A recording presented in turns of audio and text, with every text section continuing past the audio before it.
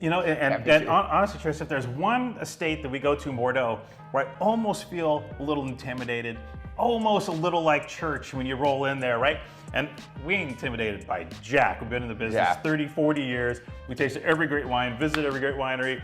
There's no place we walk in and we're like, but there's one place that even gives you 5 or 10% of that when you pull up the driveway. It's Vieux Chateau Certan. Yeah. I mean, this place is like going to church. No, man. but the thing about it is that the Teopons are the nicest people. They're so nice. So I don't know why we feel this way. No, because they're so quiet. They're quiet, yeah. And I could tell while you're judging the wine, they're like, you're judging my wine, and I'm judging you judging my wine. Like, you can tell they're looking at you like, we know what's up. Do you know what's up? So, and every time you have to go and almost like prove yourself again, but not in a way where you're like, oh, what's the hectoliters per hectare? Oh, you used 80% new oak on this. Are these Darnichi barrels? Like, you don't have to do that sort of thing. Yeah. But people do. You always have to have that unspoken conversation with them that you know. Yeah. And one thing I will say is every time we go in to taste a VCC, when we leave, they know, we know, and it's just a fabulous, it's one of the most somber, quiet, yet fabulous 20 minutes in the wine business every year. Maybe 10 minutes. 10 minutes. It's only 2 wines. We go in and we taste these wines, we go, holy shit, and we leave. Thank you very much. Thank you very much. And we did that again. We did that again this year, didn't we? Yeah, we did. But I talked with Alexandre's son. I wanted to talk about a couple of other wines that they produce that we sold. Remember, I don't know if you guys bought the Manoir, La Violette de Manoir. Mm-hmm. That old vine Castillon. The old vine Castillon. That is made by Alexandre's son. Well, actually, no. And Alexandre's son is kind of taking over the reins here too. Yeah. So and it's like when you tasted La Violette de Manoir, you could kind of get VCC. Yeah, it's really great. And that was a wine that really surprised me because we had a lot of it in it.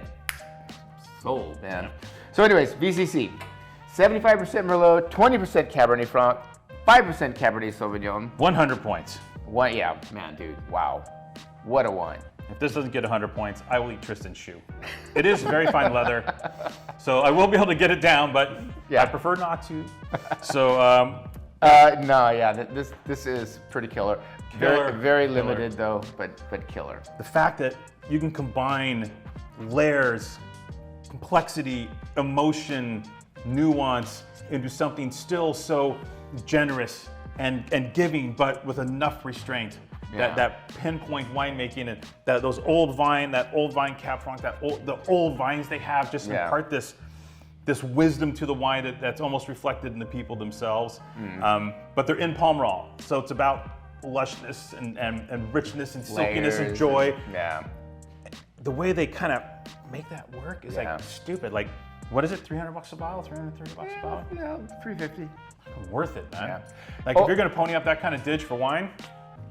And another thing though, we do get really good allocations of their second wine. Now this is not talking about a future, but because they don't offer it as a future, but they do when they release it. So later. Yeah, we get really good allocations. The wine sells for around $70. The Gravette de Certan. It is an absolute slam dunk steal. That 2012 Gravette de Certan is one of the best second wines I've ever had in my life. I know, it's crazy. Stupid. Yeah, and 2012. I mean, good vintage, but not a great vintage. But some of these newer ones, man.